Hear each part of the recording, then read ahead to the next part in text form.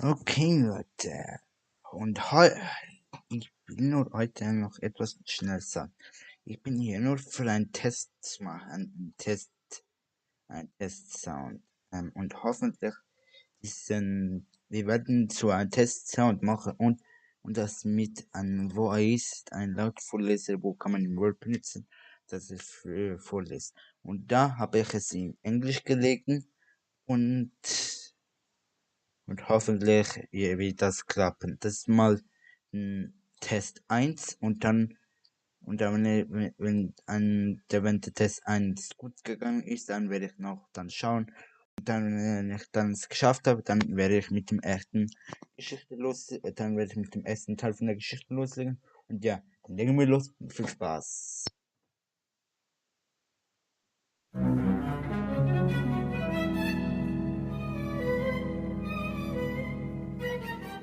There was a lot to say about Paw Patrol police officer and squad leader, Chase. You could say he was a natural leader, brave, daring, athletic, popular, friendly and sometimes even childish, but he will vigorously deny it. Of course, one word that all his friends always said that came to their minds was workaholic. It wasn't that Chase didn't know how to have fun or even relax, but he tended to get too busy sometimes acting as a professional, to the point where he often forgot when he didn't need to. Whether it was training, patrols, planning new team tactics, testing equipment, or even cleaning up the lookout, Chase had the bad habit of getting too caught up in the moment. Luckily, Marshall was always there to drag his sad but away from his duties and toward the city, where the two could relax. "Come on, Marshall, did you have to pull my cock in front of everyone?" asked Chase, staring at his best friend.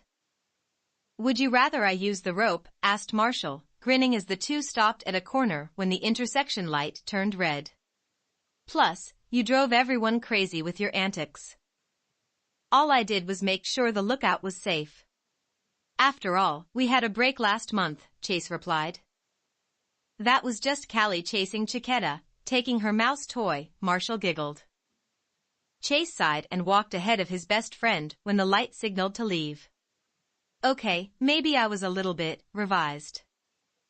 Yes, and here I am to bring you to the city for fun, said Marshall as he led Chase to the center of the city, where they walked under a huge banner reading Town Flea Market. Luckily, there were no real fleas for sale, but jewelry and goods that you wouldn't usually find in stores that people distributed for free. Whoa, look at all that cool stuff, Chase replied as he walked to a booth that contained wide-shaped glasses and vases. He made a few funny faces in front of them before discovering Marshall near a magic shop selling all kinds of magician equipment. The Dally waved a magic wand, which he took out of a hat full of them, and out came a fireworks display that scared the poor puppy into the air and landed first on the tail. The wands were all activated, letting Marshall fly into the air with cracks of fire and sparkles behind him as he landed in front of Chase.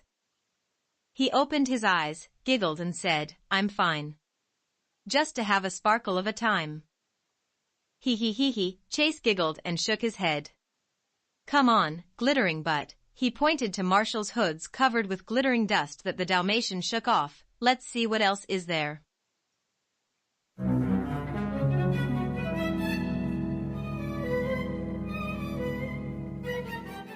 The two puppies continued until they were in the center of the city, where Mayor Goodway handed some balloons to some children before wishing them a good time. She spotted the two puppies before smiling at them. Ah, Chase. Marshall. So nice to see you. How do you like the Adventure Bay Flea Market? It's pretty cool, Mayor Goodway, Chase replied, watching the happy people. I've never seen so many stalls. Well, we had a few visitors from outside the city who decided to come in and set up some of their stalls. We even have a dog with its own booth nearby, Mayor Goodway replied. Really? A dog stall owner? We have to see, Marshall replied, barking with excitement. Sure, it's so bottom and left. If you see something you like in their store or others, please let them know to forward the bill to me, Mayor Goodway replied. You don't have to do this for us, Mr. Mayor, Chase replied, blushing from such a kind act. Marshall was as red as he shook his head in agreement. Nonsense, after what you puppies have done for this city, I would feel honored. Well, if you excuse me, I have to see how Chicoletta is doing at our booth, replied Mayor Goodway. You have a booth, Mr. Mayor? Asked Marshall. Oh yes, I have a rare set of corn kernels from all over the world. I thought it would be best to let Chicoletta handle it while I was giving these balloons. See you, she replied before leaving with a wave. The two friends looked at each other and grinned. How much do you want to bet that Chicoletta has eaten half of these seeds by now? Asked Chase. Only half? When it comes to corn, Chicoletta is like rubble at a buffet table, Marshall laughed as the two made their way in the direction Mayor Goodway told them.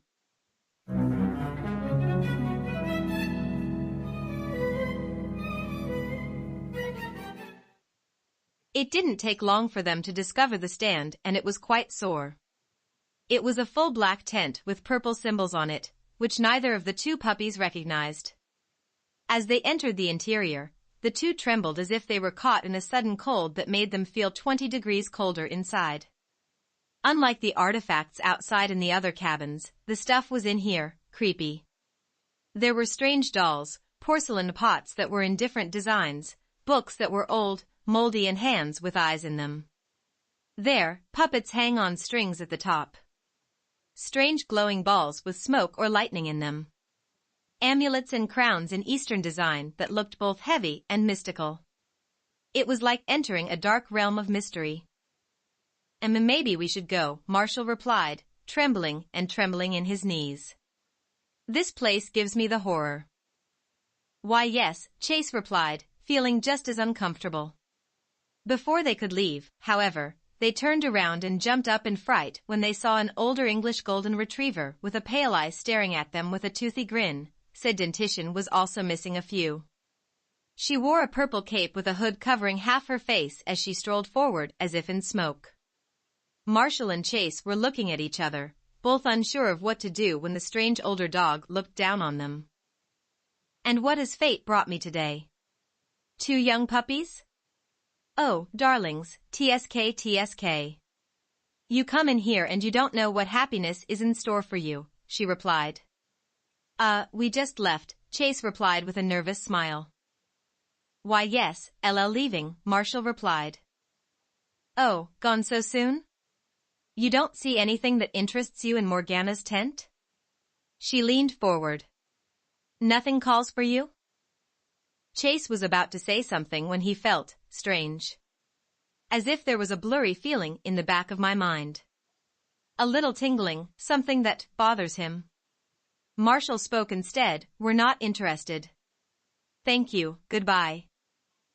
Marshall made his way to the exit, but just as Chase was about to follow, the pale retriever stopped him with her paw. No, there's something that calls you. Be it fate or coincidence, you cannot prevent the sudden turn of your fate. Chase looked at the grinning dog lady before looking at a nervous Marshall. Be with yourself in a moment. But it's okay. I'll be fine, Chase replied. I mean, she's just a crazy old dog lady. It's not that she can captivate me. Marshall whimpered a little, but nodded and soon left, leaving the two alone. Morgana put her paw away and presented her goods around her. Come.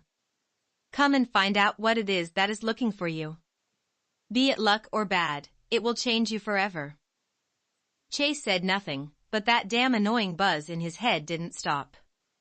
She must have done me a gypsy trick. Fine. I'm just going to get something and go. He was sniffing around trying to find something interesting that would make the dog lady let him go alone when he stopped at a small desk that contained what looked like a shrunken dead paw. It smelled like the arm of a monkey. The lady gasped for air before turning into a neutral face. Oh my God. They are called by the monkey's paw. What little desire do you have that burns so brightly that you would give anything for it? What is a monkey's paw? Asked Chase. A monkey's paw is a magical item that fulfills a number of wishes based on the number of fingers unfolded on the hand. Every wish will come true until the hand is completely closed, but be careful, she began to grin, which sent shivers down Chase's spine, because every wish has its price. A prize you will regret in the end. Chase snorted, which led Morgana to raise her eyebrow. Oh, no believer? Magic and curses are just fairy tales, Chase replied, rolling his eyes.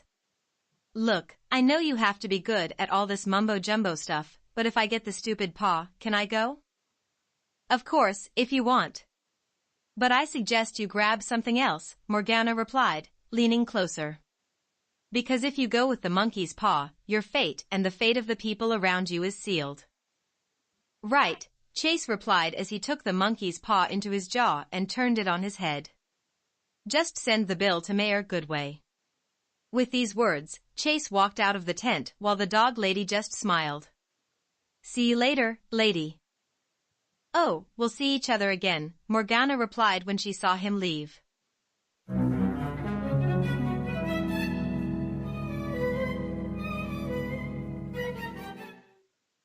Chase walked out of the tent and was happy to feel him basking on his face as Marshall invaded him. Chase. You're fine. I thought she would bubble you into a pot and eat you for lunch. I'm fine, Marshall. Please get out of me, Chase replied as he slowly got up. Marshall noticed the monkey's paw on the ground and sniffed it before sticking out his tongue. What is it? It smells dead. It's a monkey's paw, Chase replied as he picked it up with his mouth before turning it on its back. It's a stupid piece of jewelry that I had to get. Grants wishes if you want while holding it, and fingers fold to tell how many wishes are left. I think I'm just going to bury it in the backyard so the poor thing can rest. Sounds good, poor little guy, Marshall replied, before moving as far away from the tent as possible. They were about to turn the corner when Marshall gasped for air and made his way to another booth nearby, which was pink and had a big heart on top. Chase raised an eyebrow when he saw Marshall talking to the lady at the booth who showed the puppy various books. Finally, after a few minutes, Marshall took one and nodded to the lady before returning to Chase. Sorry, I thought I should get something too. What is that? Asked Chase.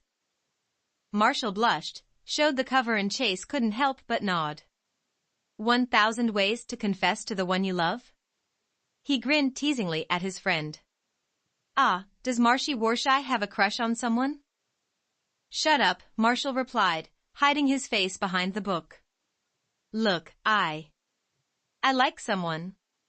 I'm not going to say who, but I really want to tell them how I feel. I've been trying for a long time, and I need all the help I can get. It is most likely Everest. The two are close friends, and I think I saw her wink at him. Chase smiled and put his paw on his shoulder. Just tell them. Look, they will be glad to have you because you are a good puppy. And if they don't like you? Well, then they're idiots. What if I'm not brave enough? Marshall asked. Come on, you're one of the bravest puppies I know, and I think you should go ahead and tell this puppy that you love how you feel, Chase replied. Marshall smiled at his friend and gave him a friendly cuddle. What did I do to earn a friend like you, Chase? Just by being yourself, Chase replied as he and Marshall made their way to the exit.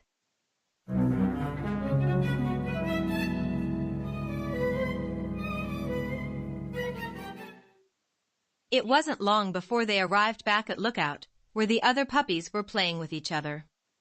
Marshall told Chase that he would put his book in his puppy house before rushing away, just as Sky noticed the two. Chase held his breath for a while as he took a moment to watch the cute little cockapoo, whose bounce made her seem even sweeter than she usually did. He felt his heart flutter as the bad feelings of yesteryear faded into Morgana's tent. The truth was that part of him wished he could borrow Marshall's book so he could tell Sky how he felt for her when she joined the team. Hey, Chase, Sky replied, smiling at him with such a pure look that it was as if an angel had come down on him. The guys and I are preparing for a kickball game. You and Marshall want to participate? Only if I can be on your team, Chase replied, grinning. Rough. It's a deal, replied Sky as she rushed off to let the others know, not knowing that Chase was staring at her, who was hopping behind her. Chase beat himself up because of such a rude thought and made his way to the back of the yard to find a perfect place to bury the monkey's paw. He sniffed a little on the ground, was careful not to place it near other buried objects, and soon found the perfect place near the tree. When he dug himself, he got his paw dirty before he had a hole large enough to put his paw in the dirt to rest. He took another look at it and wondered, would it hurt to try? He thought about what to wish for, and his thoughts turned back to Marshall. Well, he needs all the help he can get, so I wish Marshall and his crush would come together. He threw the monkey's paw into the dirt and began to bury it again. After it was filled, he quickly put his scent on it to let the others know it was his place and hurried to rejoin the others for kickball. Chase did not know that the paw had begun to fold one of her fingers.